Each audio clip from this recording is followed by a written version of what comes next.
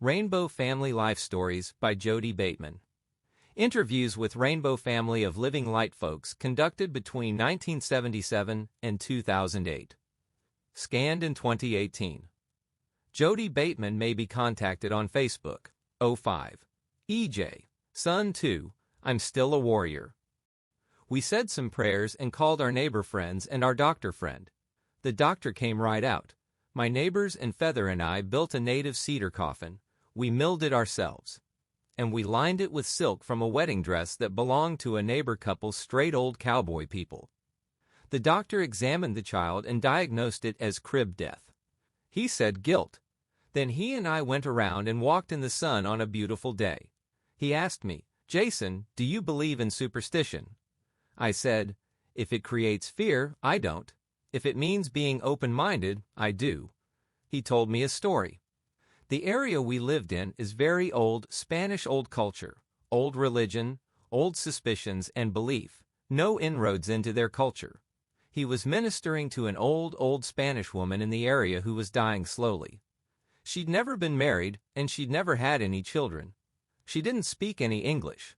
My doctor friend had an interpreter who was a local young fellow. The day before we called the doctor about our son dying, he had visited the old lady and saw that she was not long to live. When he left, the interpreter told Bill, the doctor, about a belief in the area that when an old unchilded woman dies, her spirit will go forth to take a young male child with her. My doctor friend dismissed this as old folklore that wasn't real. But the next morning, he got a phone call that the old lady had died, and then another call that our super healthy son had died. And I told him about the spirit I saw. We stood silently a long time. So crib death is a matter of the spirit. We buried Shawn in our secret place, our holy spot where we put our dope garden, about 1.5 miles from the house. We buried Shawn there with many things of magic and the spirit. The next day we dropped acid, good, strong acid, as it was meant to be acid. We walked to a dome of rock and then walked to the Indian burial mound on top where we had been married. The sage around there is taller, more aromatic, greener, more vibrant than any sage in the area. We were sitting there where there's grass and this bird came flying at my face and passed just by my ear, and I said, "Birds return in the spring from the south, land of fertility." And I looked at the west and at the north, the land of purity, and the east where it would originate. We took heart. It was Shawn and the Spirit of the Lord. Only 2 moons after our son was given away, we conceived again. So our bird did return in the spring, and that's our son Shawn that we have now. Barry and Sonny came that winter. They were froze out of Montana. They were both working at a home for mentally misunderstood children, and they couldn't support themselves changing 18-year-old kids' diapers and playing games with misunderstood gifted 6-year-olds. Barry and I went cowboying, the Chapati Cowboys. We'd go off for 6 days at a time and leave the ladies behind, and all we had to eat were chapatis, Hindu tortillas, and beans. That summer, Feather, Grasshopper, and I didn't go to the Utah gathering. We went to Baltimore while we were pregnant. I got to meet my in-laws. They were good people, and they got me a job building a wharf. I worked there for 3 or 4 months. Feather was pregnant, working in a maternity shop. I saw a lot of what I didn't want to be part of. We had to earn our way out of Baltimore. It took a lot of points to get out of there. We came back to New Mexico before we gave birth to our second Shawn. We did a natural childbirth in the county hospital. We left Lindrith because it wasn't fulfilling. We were hiding out, escaping. We had a cache of food and a good dependable weapon to defend our home fortress. We were so survival-oriented. We had it all together, though. We were stagnating and not helping anyone, hanging out in the mountains waiting for it all to fall apart. We realized that it was a selfish trip. We moved to the Chemas Mountains of New Mexico, and I began working on a geothermal exploration drilling rig, which I saw as a clean energy thing. It was really fascinating and hard, dangerous work. We tapped into some hellacious temperatures, 400 to 500 degrees of superheated steam, like 400 pounds per square inch geothermal pressure. That was like drilling to 10,000 feet. I did that for 10 straight months, never was late, never missed a day. I made good money. We got trucks and tires and a wood stove out of it. We were working on our material trip. I aged a lot at that job physically. My spirit got gray. You can think that geothermal may be an alternative to nuclear energy, and that may very well be, but when you're on the rig, the mud and the noise and the neon lights at 3 and 4 in the morning and the 14th cup of coffee make it all pretty grim. It was just foreign to my spirit. In April 1975, we went to the Pecos National Forest and went thinning trees there until the Arkansas Gathering. We felt that thinning was a righteous endeavor, you dig. The thing was to be out where we wanted to be in the woods. We felt we were doing valuable healing work to the forest by thinning. We finished the contract just in time to go to the Arkansas Gathering. Arkansas was really far out because we learned how much strength can come from adversity, and that's a really powerful lesson. It seems like Arkansas, for me personally, was the first time I found myself talking with the reporters and the sheriff and being knowledgeable about the parking lot, etc. Freedom and I met there, and it was the most brotherly mutual meeting I had had in many moons. The county people gave us until July 6th to close the gathering down and gave us until the 7th to clean up. The night of the 7th boiled down to the cleanup crew on the beach by the Buffalo River. There were about 20 of us in the most magical circle that night. We looked up, and there was a circle of stars directly overhead, and we smoked hashish out of an old potato. That was the core of what became like a 60-person caravan to Stillwater, Oklahoma. Like there was a tornado in Stillwater, and we went there to help the townspeople clean up. We did a lot of that, but there was a lot cleaned up already. Oklahoma State University allowed us to stay on their property out at Lake Carl Blackwell near Stillwater, and we had our teepees and buses there in a beautiful camp.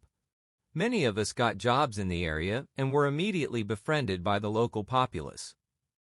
Oro would come out to our camp at Lake Carl Blackwell with an OSU professor she was hitting it off with. They'd drink wine with us and tell stories. Oro's a powerful woman, robust. There's one magic person in every 50 square miles, and she was it for Stillwater. Feather and I got where we could feel fall setting in and felt to get back home. I'd still be up there in the Jemez country if it hadn't changed. It got real popular, which is when we discovered the Gila area of New Mexico. It was kind of like Freedom and Feather, and I and a sister named Barbara headed there and bid a thinning contract in the National Forest. So we lived once again at 9,000 feet in October in our teepee, which got cold. It was like Freedom and Feather and the others who helped, like the level of intensity we worked at was a challenge and stimulating, just dancing along with the saws. We had a lot of fun, we gained a lot. We finished that contract and Freedom left. It was time to go and we moved to Luna, New Mexico. We continued to bid thinning contracts and formed a thinning cooperative with other brothers and sisters in the area, living in the very high country, working hard, eating well, and playing good music. In January of '76, Feather and I left Grasshopper and Shawn with some neighbor friends, and we hitchhiked to Montana to Barry's house. On that hitchhiking trip, I stopped smoking cigarettes, which amazed me and Feather. I got feverish hitchhiking toward Helena, Montana. We stopped for the night and I sweated. I got in touch with the spirit of tobacco, the entity, you dig? Like peyote has mescalito, tobacco has its spirit, which I had been abusing for many years. Smoke is a sacred thing when done in a sacred manner. We arrived at Barry and Sonny's cabin in the hills outside of Kalispell, Montana. Their son Shaneka was a newborn. We went up there for this big meeting that involved 105 federal, state, local, and corporate agents, all against us, every single one of them. It was amazing. There were 12 of us there from the family. At the meeting we had to deal with some pretty uptight impressions, and we stated our case clearly. We could feel a few minds beginning to open to who we really are, yet it became obvious that no way were we gonna be able to do the gathering in the Belly River Valley at Glacier Park. So after that meeting, it was miles and miles of exploration, searching for a site, finally settling on Choteau. Then we went to Santa Fe to meet with the Christ Brotherhood people, who were beginning for the first time since 1973 in Wyoming to express interest in the Rainbow Gathering. Like Patterson, the chief honcho of the Christ Brotherhood, had been totally alienated at the Wyoming gathering and was attempting at this time to change the gathering more to his liking, so he could take part once again. We were received respectfully, Freedom, Garrick, Dominic and I, and Red Dave. It was immediately apparent that the Christ Brotherhood were working on Garrick's head because he stood as the strongest rainbower there at the time. We were treated royally. We were guested at Patterson's $1 million ranch with the largest indoor stable in New Mexico. They had a heated swimming pool and they were building a recording studio. They had brought in all these beautiful things by their own energy, the beautiful service they did for the community of Santa Fe with the youth hostel. I got a feeling that at the ranch almost all of them were well-to-do people. They treated us with respect and courtesy. It was left to Patterson to really lay it on us. For 4 days and nights we averaged between 2.5 and 4.5 hours of sleep a night. The highest point of the whole thing was that Garrick and his daughter Eden Starr and I met for the first time. We set up and had what I imagine a slumber party would be. We'd be completely exhausted, obliterated, and we couldn't stop sharing ourselves. We were crazed. In the daytime there were 20 of us sitting in a circle. 6 of us were rainbowers. Only 3 of us spoke up. The other 14 were Patterson's people, and whatever he said was the law. There was an intense discussion about changing the Rainbow family name. Patterson didn't want Rainbow in the gathering name nowhere. But we felt really strongly to stand by what we had been a part of, whatever karma we had accrued in that name. You just can't change a name and duck out. Patterson was talking over Garrick and me. He looked at me. At one point he was shouting at me. I said, I demand at least the respect to say my part in peace. He looked at me and said, respect? You won't get respect from me until you earn it. I wasn't quite sure of my opinions in those days. I wasn't really sure what I had seen. But I felt what I felt. I went as an emissary of light, to help however I could with the gathering, and we were absolutely affronted. I really pray that such people as Patterson, with such great gifts of power and knowledge, can learn the lessons of balance. I hope that all this serves as a lesson for them. I really pray that it is working right on. Feather got pregnant and I asked her to have an abortion. I got a lot of resentment from her. I'm open-minded as possible, therefore I'm torn between the pragmatic zero population growth that we've got to stabilize, not cease, just stabilize, and the other concept that we can just go ahead and it doesn't matter. The Lord will take care of it, and we're not responsible for our karma. Coming from that, I believe in having children and raising them right. But I also believe in taking responsibility to not have more children than you can have in the highest possible way. In mid-March we began thinning with our friends in Luna again. We didn't go to the Montana gathering. We missed it, so we had the Medicine Teepee Lodge and we couldn't make it. We found ourselves once again hung up trying to get it together on a material level with the thinning contract. The real key to the energy was manifesting in Montana, the way to go about things where the true commitment lies. And we never made any bucks with the thinning contract. That kind of primed our pump for our involvement in the New Mexico gathering in 1977. I can't express what it is to be working in the focus of a gathering for a time. It's like being gifted by the Lord and yet not being anything special at all. The New Mexico gathering really inspired Feather and I to great visions. And after going through it all, I find my biggest lesson is patience and perseverance. In spring 1977, the state sent 2 food stamp investigators to our area, supposedly to investigate the different tree thinning contractors. The plans for the New Mexico gathering were already published, and our pictures were in the paper, and we were already obviously extremely involved with the gathering. These 2 investigators were the most corrupt troublemakers with badges I had ever met, and it was obvious they were political hatchet men for some group in state politics. They told me they had enough evidence to arrest me about improper use of food stamps during the prior year. And they said if we didn't tell them something that would incriminate Bob Atwood, the food stamp man, they were going to hang us. In that county, voters are like 75% Democratic. Bob Atwood was the strongest figure in the Democratic machine there. Bob's really been good to a lot of people there. When we met him, he was a food stamp worker, but he had been in the Catron County Courthouse for many years in one position or another. I knew we had done nothing wrong. I really hoped that Bob Atwood had done nothing wrong that would get us in trouble. Eventually, after they had spread all the bad rumors, untruths, and poison around the county, these investigators split, never to be heard of again. These guys sowed a lot of doubt in people's minds. Charges were never brought against Bob Atwood. They had no proof of any wrongdoing. We cleared ourselves of their charges. When they came to our house to question us, that day Feather and I had all our previous year's business papers out, doing our income tax. They already knew what our gross was. They had been into our personal records at the bank, and our numbers agreed with theirs as far as the gross was concerned. Our gross was $14,900, and after expenses and shares to our friends in the tree thinning co-op were paid out, our taxable income was $1,900 for a family of 4 poverty level. They charged Bob Atwood was giving me food stamps so I would get the Rainbow family to vote for him. Barry's been through such things, Garriott's been through such things, and so many others have. So Bob countersued them. I let it be at that point.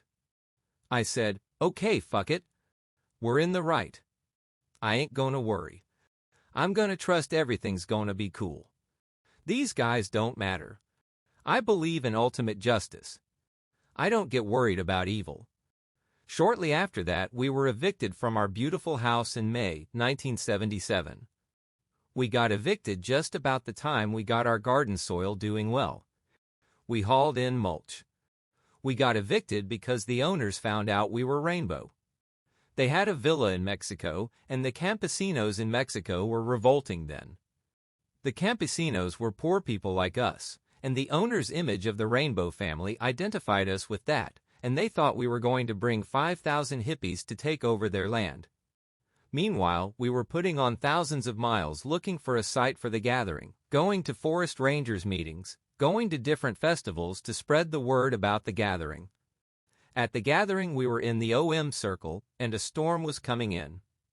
Most people had gone for cover. About 50 people were left in the circle. Then a red-headed brother from Texas named John Henry stood up and said his wife and kids had been killed in a car wreck 2 years before, and that he just found out from the rangers that his mother and father and sisters had died in a car wreck last night. He said, "You're all the family I have in the world." We started ohming and hugging him. Just then, lightning struck a tree and set it on fire. There was Barry and Road Dog and Garrick and all the others arguing around the tree about what to do. Here they were under this widowmaker with flaming branches dropping around them, everybody arguing and nobody looking up to see what was happening. I had to take charge.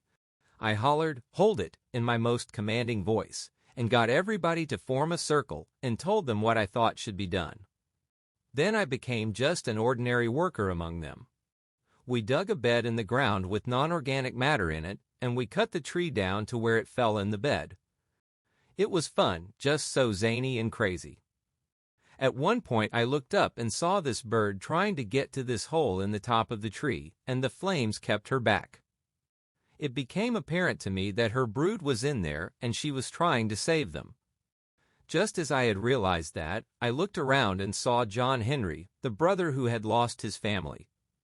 I said to him, "Do you see that?" And he just nodded. I didn't see him after that. He left the next day. He sure is a strong brother. Our visions and our hopes for the gathering and the feeling of being part of that energy and power were so heightened at that focus, you dig?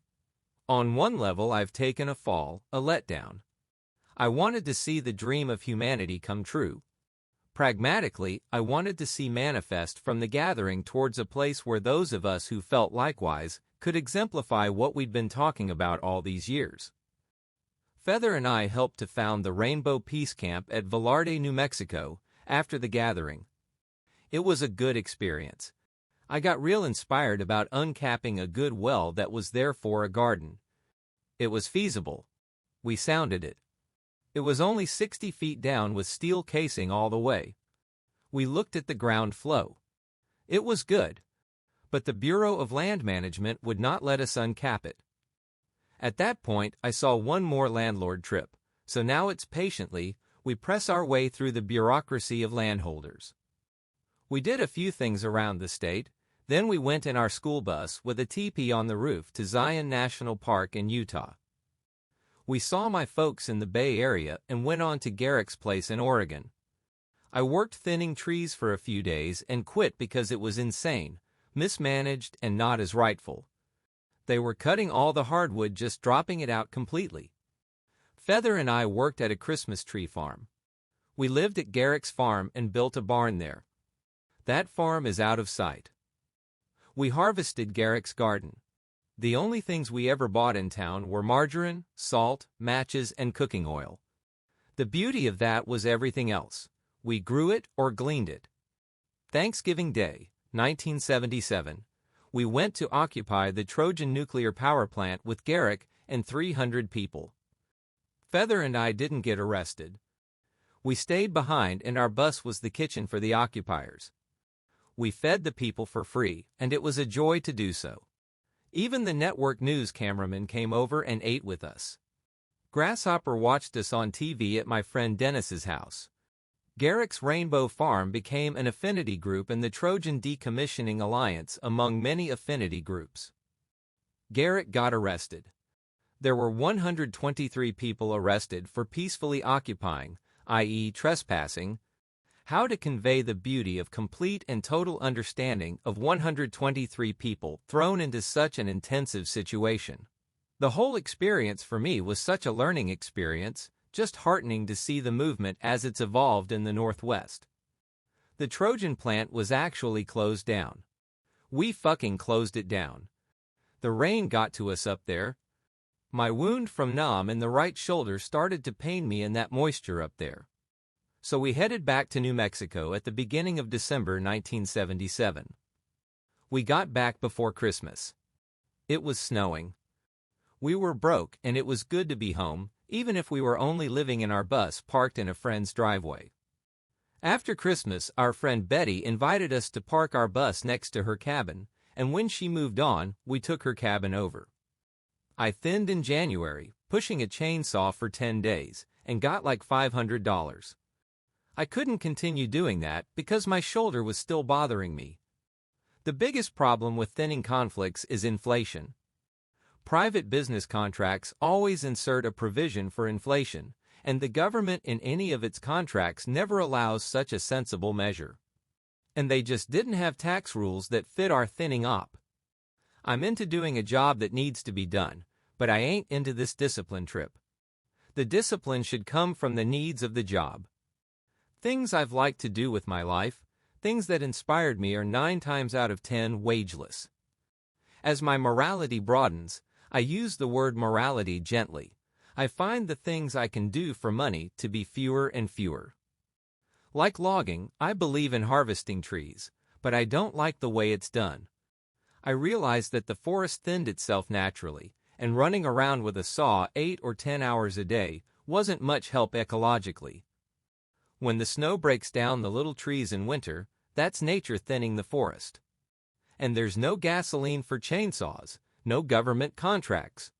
I was just expediting a natural process, and I got tired of expediting. I started going to VA thinking about school, thinking this shoulder is starting to bother me, and I can't do the things I've done.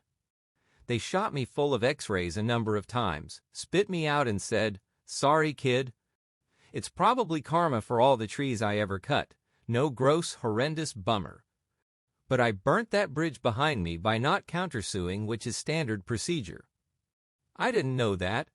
I'm used to doing things straight out with no bullshit. The government sucks. I will never deal with the government again. If there's an amendment, I'll vote against it. I think we're legislated ourselves out of our rights. We got pregnant again that spring. I accepted us becoming pregnant at first, even though we didn't plan it. I didn't say anything to Feather about it at all, but far out. And it got to be an ordeal after 4 months. Feather got dehydrated from extreme morning sickness to the point where she was white and could hardly walk. She was having to live at the end of an intravenous needle. Do I feel responsible for pushing Feather into having an abortion, which she didn't want to do? 3 medical doctors had advised Feather to have an abortion because of the severe problems she was having with the pregnancy. Very probable brain damage to the baby. I don't believe in abortion as a form of birth control, but it may be what has to happen to the spirit in a case like this. I got a vasectomy because I wanted to share with my mate the responsibility of birth control, also for the love of the planet. I don't want to create any more drain on the planet than our 2 fine, enlightened children will be. I started carpentry. A guy asked me to build a large mechanic shop for him in March 1973. It was like 30 by 40, real high class. So when I finished building that, I was employed as a mechanic in the shop I had built, repairing cat tractors for logging for $3.50 an hour. Mechanics is my forte, but it's an intuitive thing. I brought my sister to the Oregon Gathering in June 1978. She was 25. She's had an extremely rough life. She's been in and out of institutions since 1966. She's been stabilizing since 1972. The gathering helped my sister immensely in a subtle way. She got really set straight. She had looked up to me too much. She realized the only imagery she needed to look up to was her own. It was really heartening to see many of the different families and tribes communicating and beginning to acknowledge and trust each other at the Oregon Gathering. A lot of them were beginning to get over their group insecurity. I was invited to Love Israel's Council of Chiefs of Tribes, but I didn't go. Love Israel invited certain people, and I met Love Israel after that. I found he was a beautiful, strong brother. But he was a benevolent dictator, or like Patterson of the Christ Brotherhood. Leaving a gathering is like coitus interruptus. We're getting it on, and just before we really get it together, it's time to go back to wherever. I felt this especially after the Oregon Gathering. At the New Mexico Gathering, we could go to the Velarde camp and be slowly let down. In Oregon, we just had to leave and get back suddenly. I really do feel politically motivated. I got in touch with my political heritage from my grandfather, who was a wobbly. What's killing the whole world is this Christian thing of, out there someday and never here and now. Everybody says politics ain't the way, it sucks, it's corruption. Well, I didn't say that. I don't believe it has to be that bad. I believe in consensus politics. That's how the gatherings function. It has to be decentralized, localized, grassroots. We made up a big poster we sent out with mailings to our friends and contacts all over Arizona and New Mexico about the rally in Carlsbad, New Mexico, October 8, 1978, against storing nuclear waste near the caverns. My friend Greg and I wrote the poster. We got 13 people from here with our big bus to go to Eden Hot Springs with food for the rally. Someone told me, "My God, you're an activist." I said, "You damn right." It's the first time I was ever called one or admitted it. It was a joy to do. That's what we're trying to do, instill joy in people. People have got to learn to come together in a mutual cause. That's why I love the anti-nuclear movement so much, because it brings together all the different factions, scientists, hippies, mothers, irate taxpayers. It's a public relations war. If people see us healthy and happy with our families, then they'll come around our way. In October of '78, the Republican hotshot candidate for Bob Atwood's position of Catron County Clerk, Zeno Kitchney, him and the Republican county chairman where we live, went to district court in Socorro. A Republican judge there had just thrown out Bob Atwood's countersuit for defamation of character, making all the unproven half-truth testimony against Bob legally public. Zeno and the county chairman selected all the most damaging-looking evidence, all of it unproven. One page about me and Feather said we received $14,900 income and got food stamps by Bob Atwood declaring zero income for us. This was circulated around the county. We were used because we were prominent hippies in the county. Truth was, we were up there in 76 running chainsaws 10 hours a day, busting our asses, and for a few months we did have zero income. We just took food stamps when our whole family and crew were out of money. For all this, we missed the Montana gathering. So I campaigned for Atwood in '78, wherever there was a receptive vibration amongst my friends. The Republican thing represents the exploration and opening up of uranium in Catron County, 2,500 sites near Quemato. Bob Atwood pulled me to one side and told me the whole number. Which ranches had uranium and which ones didn't, which ones would sell out probably, and which ones wouldn't. He knows these people. We got something in this county that's unique. We still have a chance to save this corner from mining for uranium. I can't ignore it, I can't run away from it. Remember Gandhi's statement that in a choice between slavery and violence, prefer violence. People, wherever you are, get off your fucking ass and get involved. Don't let them sneak one over on us and take our land and our water. I feel the need to step back for a while, which we've been doing lately. I think Feather and I both feel responsible for something that we've been a part of, yet we have feelings of needing to step back for a while. My attitude now is really not that inspired. It's burnt out, frustrated, because of the lack of outlets for our creativity.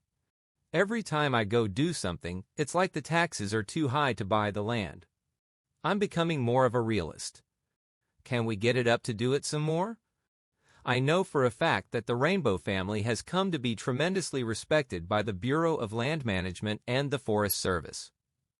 One brother who works with mentally disturbed children at Ann Arbor, Michigan, he comes to the gatherings and has learned from them the importance of peer group pressure as a positive teaching instrument, and it's having an effect on the care of mentally ill. The government sees we have answers to a lot of their questions. They let us have our thing in the park so they can watch. There's no other group that can have 8,000 to 20,000 people in the wilderness and not destroy the area or spend hundreds of thousands on cleanup. They're trying to find out how we do it. The director of the Park Service has said that the Sierra Club and the Boy Scouts leave more garbage than we do. We don't even leave garbage in the cans. If anyone rips off from stores around the gatherings, we pay it back. No one else covers their act that well. They're funding programs like the YCC, Youth Conservation Corps, and YACE, Young Adult Conservation Corps, and VIP, Volunteers in the Park, connected with the Forest Service. These programs are not just to give jobs, but to restore the moral and social fabric of the next generation. These programs are directly as a result of what they've found from the Rainbow family. They see that it's good for kids to get in the woods and work with their hands. Yet I know that the government is still funding the neutron bomb. They will never permit within the scope of their programs certain liberties that we live by. We do a function no other group can fill. I believe in the Peace Village concept. We feel as the respect grows, we are going to create an environmental land trust where we can do environmental repair work and exemplify a more natural lifestyle in a dignified, healthful way. We can get new age materials from the private sector. They want favorable publicity and tax write-offs. The government is already showing its respect for our ability to help people achieve self-worth and self-determination. The peace camps could be an example, a place where we could be allowed to live our ideals. And that's why the sheriff keeps coming back to the peace camp at Clifton, Arizona, and bringing bear steaks and blankets and his daughters. However it goes down or up, I don't care as long as we go on trying. One of the strongest things on this planet is our communion with each other. That's what the gatherings are about.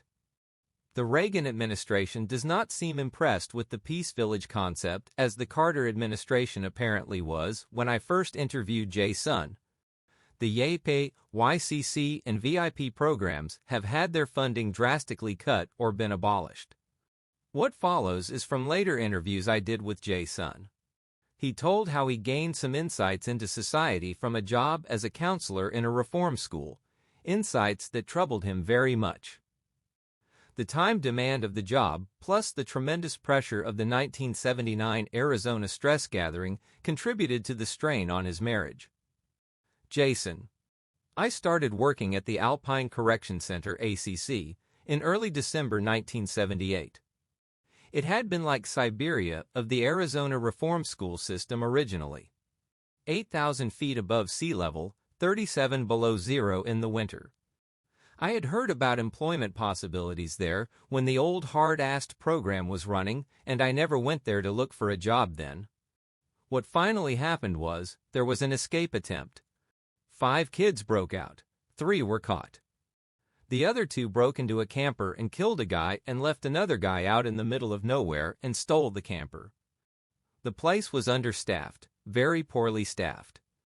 That little event brought so much heat on the place, they did an investigation and dismissed the director and all his top people and brought charges of child abuse and siphoning off of funds. They started a whole new program there, and that's when I hired on. They kept a few of the old hands and hired a whole bunch of new people. They hired a new age director, a PhD in child psychology. He didn't have to shout at me. He knew I knew. I applied for a job in maintenance, and I was there a week and a half before I was a counselor, down there with the troops all the time, a sergeant. It was heavy. That's where I started smoking. Out of 70 kids and 30 staff, I was the only one that didn't smoke at first. I don't blame Feather for being upset about me starting smoking again. I demanded that I be respected, but I couldn't be too dishonest. I couldn't maintain the front. Here I am, a long-haired hippie, and I couldn't say, I don't smoke pot. So I didn't talk about it. The staff didn't ask much about it, and when the kids jived me about it, I just gave them a silent grin. I had a pretty special rapport with the kids at that camp, unusual from anybody else's position. Like, a kid admitted a murder to me. He was totally clean of it. They never caught him. They never knew, and here I was a correctional agent and he told me about it. He trusted me. I don't know how much was trust and how much was having to get it off of his chest, regardless of what happened. From that point, I started working closer with that particular guy, and he made remarkable improvements in his trip in the next few months. The kids would come from being in the normal reform school program. These guys would be screened and boarded to see if they could go with this advanced groovy program. They were being taken out of a lockup situation and put into an outdoor situation. I would take them snow skiing and ice fishing. I took 20 of them on a picnic once. It was great. It was 50% whites, 50% minorities, a larger proportion of whites than the general Arizona reform school system, which is more like 30% whites, 70% non-whites. On the white side, we sometimes got the poor white kid who never had a break and had sniffed so much glue that he don't know what's going on. But on the other hand, we got some of the Anglo jet-set star kids, spoiled rotten. They're smart, they just dance through it. They know how to play the game. I had their game down, because if I'd had a little more trouble, I might have been where they were. Like the first drunk I ever threw, I was 15. I chugged a magnum of wine with one breath. I went fucking out of my mind. I ran stark naked around this middle-class neighborhood. These kids came from closer to the inner city than I did, and I had more space to run out my trip, and my parents were a little looser with me. I had a deeper understanding of the white punks, but not a deeper relationship. The Chicano kids, I didn't understand where they were coming from at all, except as people. I wanted to be as respectful and giving and helpful as possible, and I learned a lot. I got really close to a lot of these young brothers. The biggest test I had to work with was a black kid. This kid was 6'2", as big as me, and mad. He very strongly resented me being young, white, and hip, and he knew that I smoked pot, and he resented the fuck out of me being in a position of authority over him. In that case, I was really called to stand up with the full power I had, nose to nose, eye to eye, right to the edge of a fight. It was personal as well as institutional. We went through it and he saw that he couldn't bust me. I even helped him out a few times. He got real with the program after a while. In April 1979, we had the Easter Council about the Arizona gathering. I was supposed to go to work, but I didn't even go. The reform school supervisor came to the council later, which was 15 miles away from the institution. He sat next to me in the most outrageous circle of hippies. During that circle there were times when Garrick would speak or Barry or someone else, clear, beautiful orations, just as one brother was giving this rap that he was of Christ and he could take anything in the world he wanted. The supervisor started to stand up, and I had to put my hand on his shoulder to hold him back. I explained in a whisper that our process demanded respect of each person who was speaking, and that we were working with a much broader view of counseling as opposed to caseworker versus client. I think the supervisor came to understand and respect our process in the next few months. I left that job with some regret. I knew I couldn't continue working in Alpine with the gathering going on. The reform school staff were all very excited about the gathering. I brought photographs of past gatherings to show to the kids. The supervisor offered me a 2-week leave of absence with pay, and I told him that I wanted to be honest and I needed a month for the gathering and I couldn't do it in 2 weeks, our involvement in the gathering being what it was.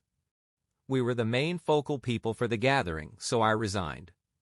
I wrote a very heartfelt letter of resignation, addressed not only to the supervisor but also to the chief of corrections, in which I spoke of the gatherings, that they were a more effective way of dealing with the problems in society that were causing these kids problems. They hired me back gladly after the gathering.